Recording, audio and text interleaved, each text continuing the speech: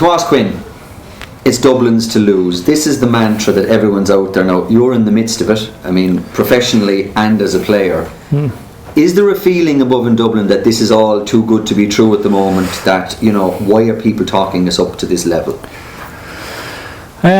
I suppose there's an understanding of why people are talking Dublin up to this level, because they've produced the performances and winning the All-Ireland last year and now retained the National League. But I think in sport it's very rare that you see a team that are so heavily tipped from all corners, particularly at this stage of a season where there's potentially 6 full championship games to go between getting from where they are now to winning an All-Ireland.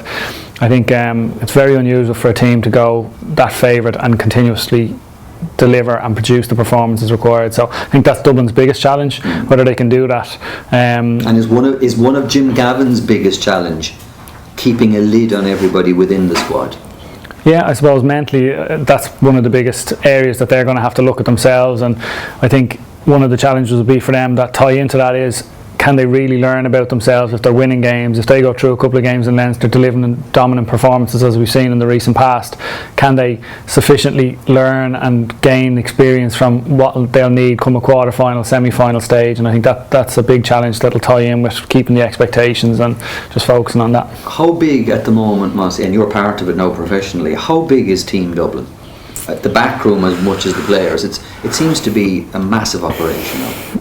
It is a big operation, but I don't think it's any bigger than it has been in recent seasons. I suppose in the last number of years you've seen inter-county football grow and grow in terms of levels of preparation and in terms of expertise that's out there between strength and conditioning and diet and nutrition and coaching. And I think this Dublin setup is probably similar to the vast majority of other inter-county teams out there, and it's just, I suppose, the focus is very much on the players, improving the players as individuals and then tying that back into improving themselves as a team. You'd be a good student of the game as well. In terms of what's intriguing you about the summer, obviously the fact of, you know, can Dublin be caught, how Dub teams will set up against them, but just leaving aside the All-Ireland champions, what other elements of the summer championship are you looking forward to?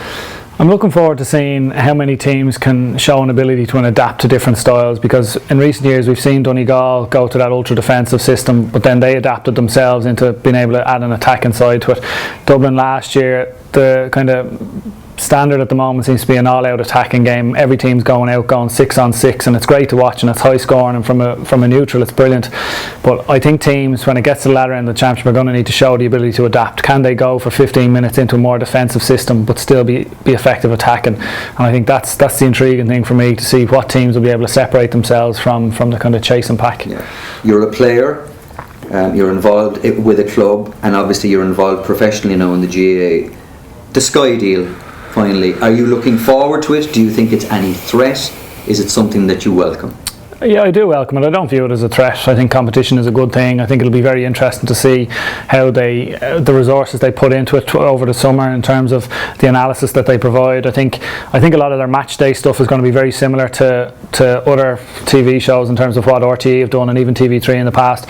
I think the big question everyone has is their analysis during the week. Are they going to produce a show, and are they going to give that time and put the resources into something like that, where we'll see an hour's worth of why a team produced the performance they did at the weekend, or why a team sets up the way they're going to set up going into a big game. And I think that's the intriguing thing. I think as a public we want analysis, we want these things explained to us, we want to see why it's going to happen, and I think that's the big thing that Sky might bring to the table, and then it might also have a knock-on effect. We might see RT focusing a bit more on that as well.